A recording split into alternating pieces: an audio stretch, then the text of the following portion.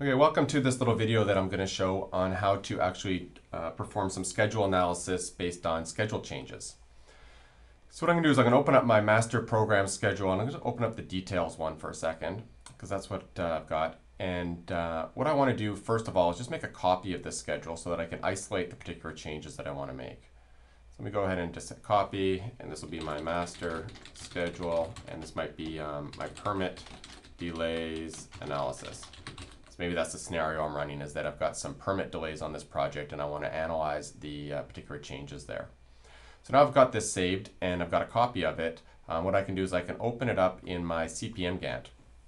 And the CPM Gantt is nice because it's got that calculation engine that is going to help me instantly analyze all the changes that I want to make and do this what if analysis.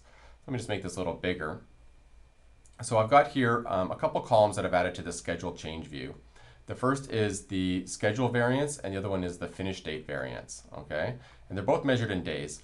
Now, the schedule variance is going to show me the effort that's between the effort changes, and the schedule finish date is going to show me what the absolute date duration is. So I'm more worried about duration right now, not effort. So let me just pull that over and hide that other column.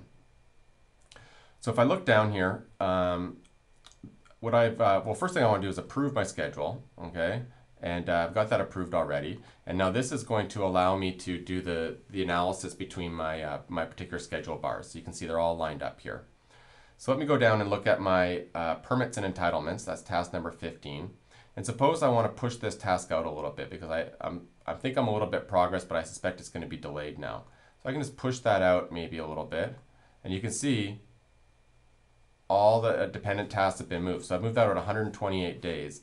But of course, that hasn't actually had an impact on my overall finish date yet because there's all this slack built in the schedule and the calculation engine is using up that slack. But if I push it out all the way to June of next year, then you can see, whoa, now I've got a 288-day delay in my permits, but that's going to reflect as a 150-day delay in my overall project.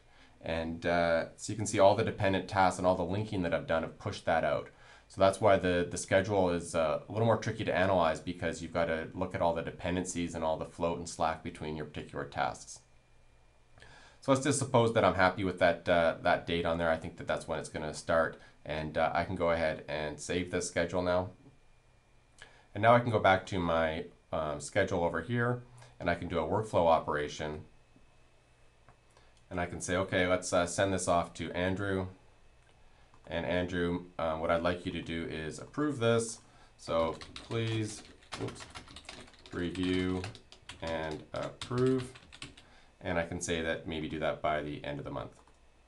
So I'll send that off and he'll get a notice to go ahead and review that schedule change and then maybe hook it up to an overall cost impact analysis.